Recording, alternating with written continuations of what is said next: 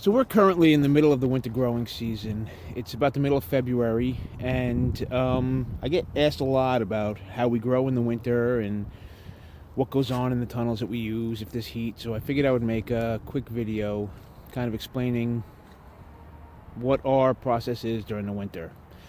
We have right now two of these large 30 by 96 tunnels, and we're putting up a third one.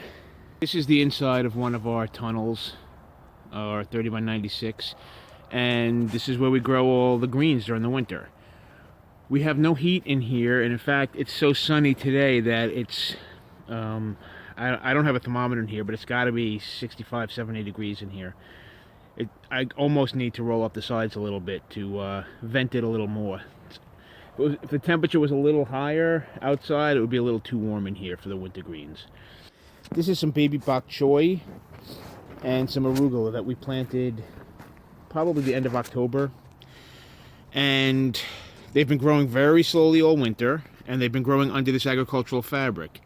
Basically how this works is on warm sunny days we remove this white fabric and we put it in a row in the center, and we let the plants get sun and warm up. And then at night, before everything freezes and before it gets too cold, we lay the blankets back down on everything. The ground absorbs the heat during the day, and it stores the warmth. And then at night, after the blankets are on top, it radiates the heat back, but it doesn't really go too far. It stays right on the plants and keeps them from freezing. This ground underneath the row cover almost never freezes during the winter.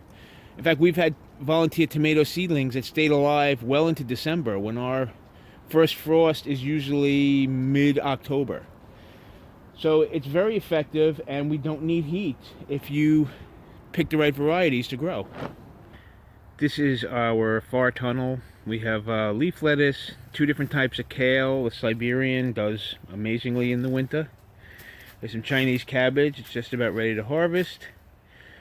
Some arugula, dandelion greens at the far end, Salanova lettuce, poorly germinated radishes, and arugula. So this is our smaller tunnel. It's a 14 by 100 foot long tunnel, and we grow spinach in here.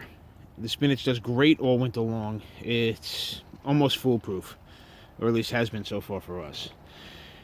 Those strings are what we use in the summer to tie up the tomatoes or the cucumbers or whatever we may be growing in here. In this tunnel we have collards, Swiss chard, lots of lettuce, some Salanova in the back. Radishes, we replanted some bok choy, Chinese cabbage, and mini broccoli about a month ago. We have some Mizuna mustard greens, a kale mix, the last of the bok choy, and leaf lettuce on the end there. All this stuff has really been growing all winter long, except for this stuff here that we replanted, and the tatsoi at the back. We do have a small caterpillar tunnel. It's 12 by 55, and the first year we grew during the winter, we grew in here, but we ended up needing storage space, so it's now mostly for tool storage. The other end of the tunnel houses our 3 alpacas.